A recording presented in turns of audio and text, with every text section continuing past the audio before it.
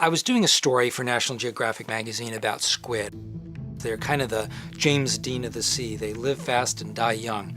But in that brief period that they live, they have extraordinary lives.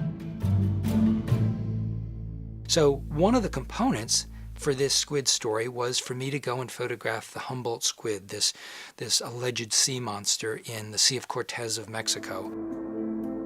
You know, the local fishermen in Mexico refer to these things as Diablo Rojo, the red devils, and they're deathly afraid of them. You know, there are tales of fishermen falling over the pangas into the ocean and never being seen again. So I didn't really know what I would encounter.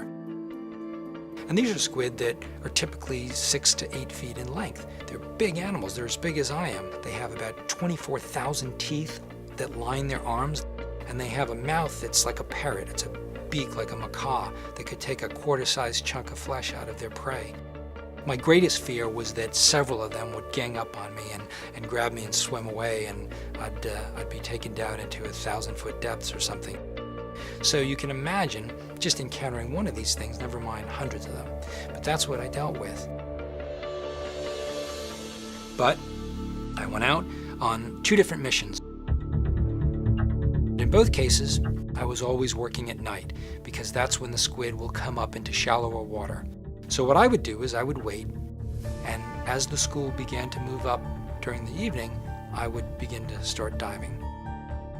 And they would just be flashing. They sort of glow. They have this luminosity to them where they sort of flash in colors, and you'd see a few arms and tentacles, and then they'd be gone. And it's very spooky. At any given moment, a squid can come at you from any direction. I got grabbed a couple of times.